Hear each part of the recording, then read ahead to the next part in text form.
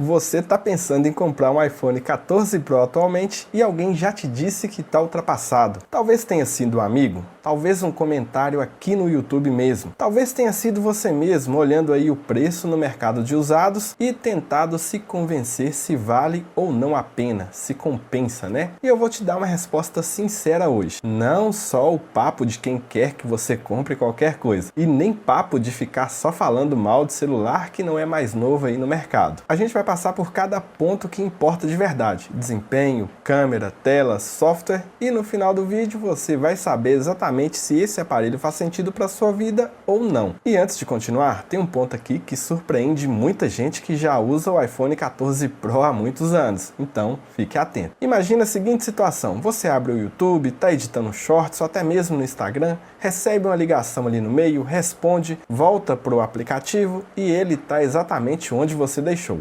Sem travar, sem recarregar, sem aquela demora que faz você respirar no fundo e contar ali até 10. Isso é o A16 Bionic aí no dia a dia. E o que impressiona é que esse chip foi lançado lá em 2022. E hoje em dia ele ainda entrega performance de topo de linha praticamente em tudo que um usuário comum precisa. E até mesmo usuários mais exigentes vai precisar. Jogos pesados rodam ali com fluidez. Apps de edição de vídeos como CapCut ou LumaFusion, por exemplo, responde sem engasgos. Multitarefa funciona de boa e não é só no papel, tá? A Apple tem um histórico muito claro de otimização entre hardware e software. Enquanto muitos Androids da mesma geração começam a sentir aí o peso do tempo depois de alguns anos, o iPhone 14 Pro continua respondendo aí como se fosse novo atualmente. E a não ser que você seja um desenvolvedor de jogos testando as últimas APIs gráficas ou alguém que precisa de algo mais pesado ali em processamento de IA, dificilmente vai sentir gargalo em uso real com esse smartphone. E tem uma coisa no iPhone 14 Pro, que muitas coisas percebem o valor depois que usam de verdade. E não é o tamanho da tela, tá?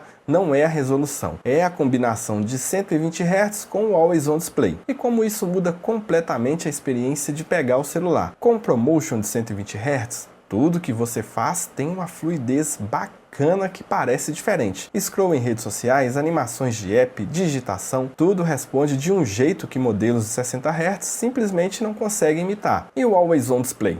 Imagina que você está ali trabalhando, o celular está na mesa, sem precisar tocar nele, sem precisar levantar para acender a tela. Você consegue ver a hora, status de notificação, se chegou mensagem. É uma pequena coisa, mas depois que você se acostuma, parece impossível de voltar atrás. E essa tela Super Retina XDR pode chegar até 2000 nits em condição de luz direta sobre a tela. Então na prática você consegue ler numa tela numa tarde de sol forte sem precisar ficar mudando o ângulo do smartphone. E confesso que essa tela ainda compete com modelos intermediários de outras marcas e até os mais potentes também, tá? E não é exagero. E quando o iPhone 14 Pro foi lançado, muita gente olhou para a ilha dinâmica e pensou: é só um note diferente com uma animação bonita. Mas tem algo interessante nela. Tudo que foi considerado diferencial premium no iPhone 14 Pro acabou sendo importado pelos modelos seguintes. E a ilha dinâmica, por exemplo, está em toda a linha mais recente, o que quer dizer que ela não foi só ali uma aposta errada. Ela se tornou um padrão. Na prática, o que ela muda no seu uso? Você está ouvindo ali uma música e precisa checar uma notificação. Ela te mostra o player de miniatura ali no topo sem precisar sair do app. Está numa ligação e abre o aplicativo? Ela fica ali, discreta, indicando que a sua chamada continua ativa. Então assim, não é lá aquela revolução, mas é uma experiência que outros celulares ainda não conseguem replicar com essa mesma integração. E vejo que ela funciona como um diferencial real de usabilidade e não só estética. E agora tem um ponto que pouca gente considera na hora de comprar um celular, mas que faz uma diferença enorme a médio e longo prazo. E é ruim quando você compra o celular hoje e daqui a 3 anos ele começa a travar, os apps param de ser otimizados para a versão do sistema que ele roda, a bateria acaba degradando mais rápido porque o software é mais pesado do que aquele hardware,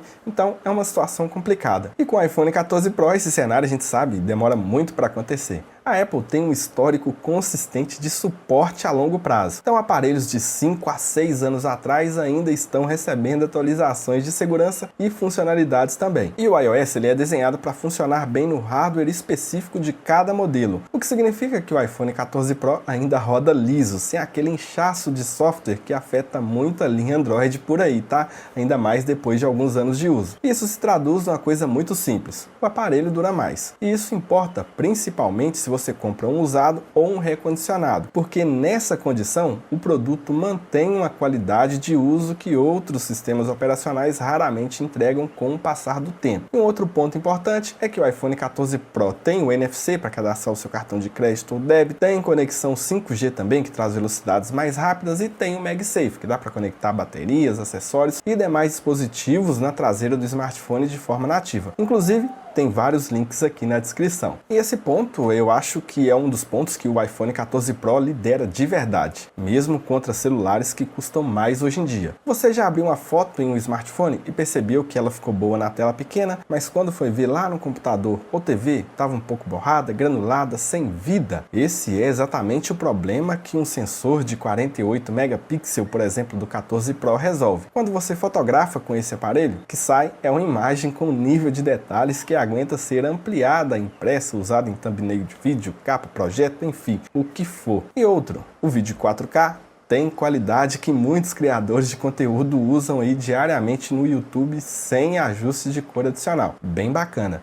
E a estabilização também é boa o suficiente para gravar andando sem perceber que você está quase que dentro de um barco ali balançando. Imagina, né, ali que você está no evento, viagem, num lugar em ambiente com baixa luz. Um bar, um show, uma festa à noite, enfim. Ao invés de ficar pedindo ali a câmera emprestada de alguém, você puxa o 14 Pro do bolso e sai com material que pode já ir direto para o seu feed ali tranquilamente. E para quem produz conteúdos para as redes sociais, para o YouTube, esse sensor assim é muito top. Não porque ele seja o melhor do mercado hoje em dia, ele não é, mas porque ele ainda entrega um resultado profissional sem precisar de uma câmera de smartphones mais novos na maioria das situações. E sem contar que ele ainda traz a câmera zoom e a grande angular. Ambas as câmeras trazem resultados excelentes com boas condições de luz, tá? Já em baixa luz, ela sobe um pouco o ISO, tende a trazer um pouquinho de ruído, mas entrega fotos que ainda dá para ser utilizada. E na gravação de vídeos também ele tem o modo cinema, que é um recurso bem bacana, que simula o desfoque da câmera cinematográfica durante as gravações. Ele tem o ProRAW e o ProRes também, que ele serve para quem edita fotos ou vídeos com mais técnica e quer mais controle sobre o material bruto, e são ferramentas de produção séria de um aparelho que já não é mais um lançamento. Então olha só que coisa bacana. Mas nem tudo são flores. E chegou a hora de eu ser direto ao ponto aqui. O iPhone 14 Pro ainda usa Lightning.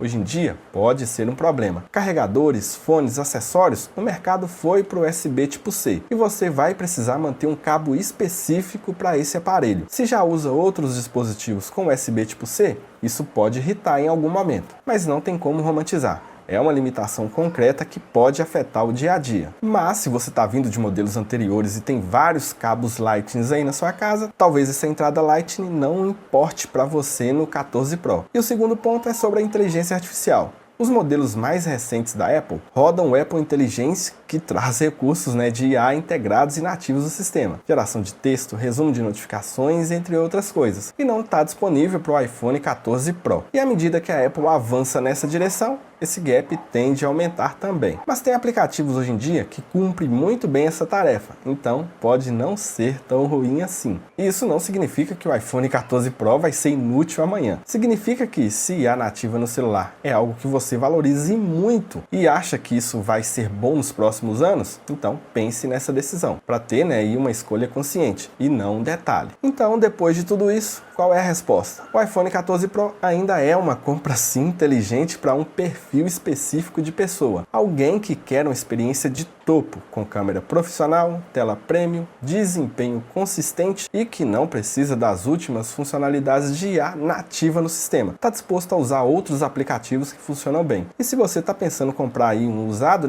ele é provavelmente o ponto de entrada mais eficiente da linha Pro da Apple hoje. E se você tem um iPhone 12 Pro ou inferior e está pensando em upgrade, o salto vale sim muito a pena, pela câmera, tela, enfim. E para quem está começando, migrando do Android ou simplesmente simplesmente quer um iPhone 14 Pro sem pagar o preço de lançamento, o iPhone 14 Pro ainda entrega e entrega muito bem. E se esse vídeo te ajudou a tomar uma decisão mais clara, deixa o like, pois isso ajuda muito a continuar trazendo mais vídeos como esse. E se tiver alguma dúvida sobre algum ponto específico ou em qual iPhone está de olho, deixa aqui nos comentários